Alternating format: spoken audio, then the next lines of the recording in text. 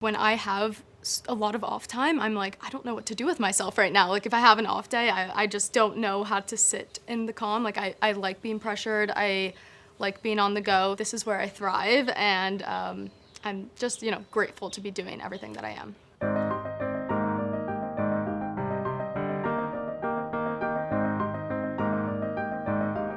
You have about 7.5 million TikTok followers, and you're known for these Get Ready With Me videos. Let's get ready to go see myself on a billboard in Times Square. Woke up with a little, a surprise or 3 on my nose. I'm just such, a truster, I meet people and I'm like, oh my god, we're best friends, let me tell you everything. What's one surprising thing that came from making those?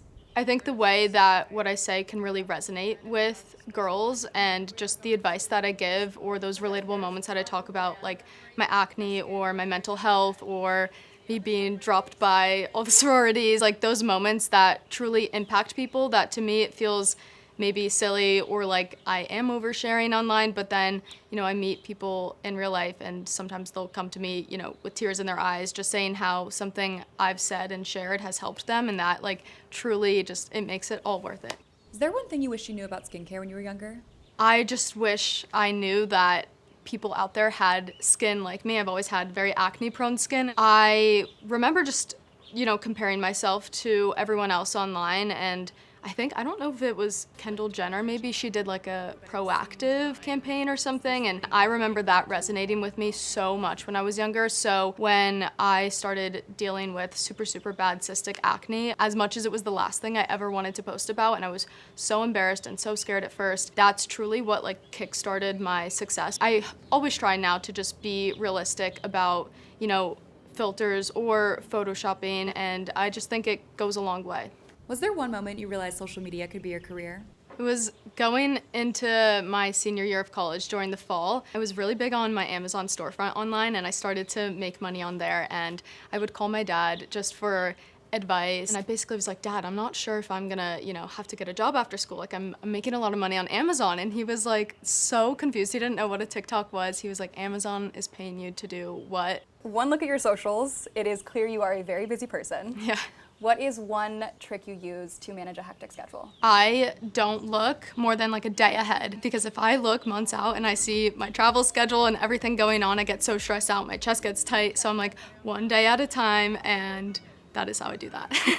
Has there been one week that's been particularly hectic? Went from Coachella straight to Harvard, and I think a lot of people were shocked by that, but I think it is just a good testament to how I manage everything in my life, because of course I'm young and want to go out with my friends and have fun, but at the same time there's still stuff that, I need to be attending or waking up for or getting done. For me, it's all about the balance and finding the moments where you can say yes to things and really let loose, and then the times where you have to discipline yourself a little bit more. I think it was the third night, I went home early and I was like, I have to catch a flight, I have to go to Harvard. What an iconic line, I have to go to Harvard. Is there one question a student at Harvard asked you that it's still resonating with you?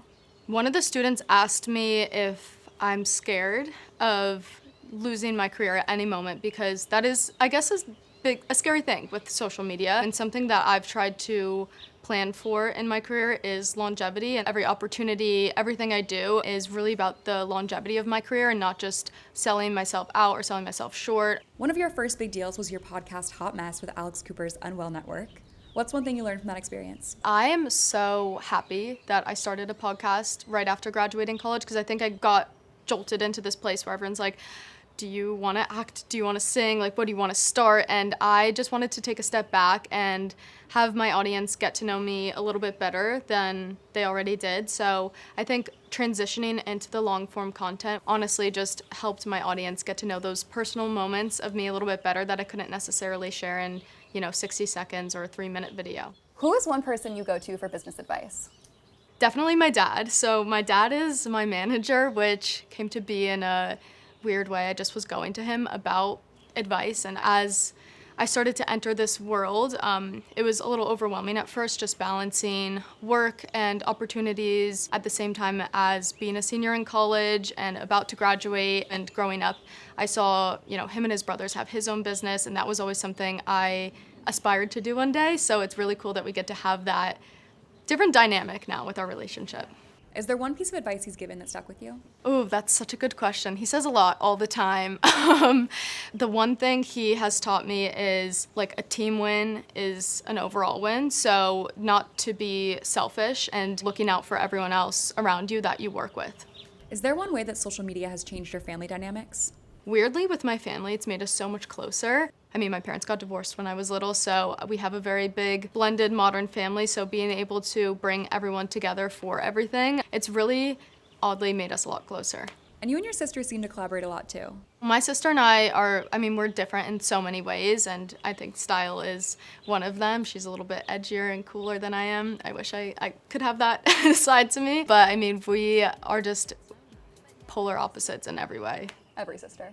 But we're best friends. What's one thing you've discovered about style by being online? I've got a little lost maybe over the past 2 years in trying to please other people or figure out what is the best style, what does everyone like, and I've realized that there is no correct answer to that, and it's kind of about dressing for yourself and what you like. So I think just coming into this place now where I'm having the confidence to say yes to an outfit, even if I know maybe 90% of the people won't like it. What is one of the smartest decisions you have ever made? I think just kind of stop caring what everyone else thinks of me. When I was starting off in social media, it was really easy to try and fit into what everyone else was doing. And the second that I kind of let go of that narrative and started to experiment with like my own storytelling and my own personalities, when things really started to take off for me, even though it was a little scary. Your boyfriend, NFL player Braxton Berrios, is also a regular guest in your content. What's one piece of love advice you tell your younger self? Braxton and I have been really good about letting each other put ourselves first in our careers. He's not with me for everything and I'm not with him for everything. I want him to be successful, he wants me to be successful, and I think for that you have to have a little bit of selfishness. Is there one piece of advice you have for someone who's looking to follow in your footsteps? I think focusing on the small successes are really important, because I think we get caught up in, okay, maybe this doesn't have millions of views, but if you have something and you're trying to grow on there and something has 100 views, something has 1,000 views, like noticing how you got to the 1,000 views. It's not always overnight, it takes a minute, so you have to really believe in yourself. Looking 10 years ahead, what's one thing you hope to have accomplished? I hope to have a business that's making a difference in some way. Building and creating something of my own is like my biggest dream.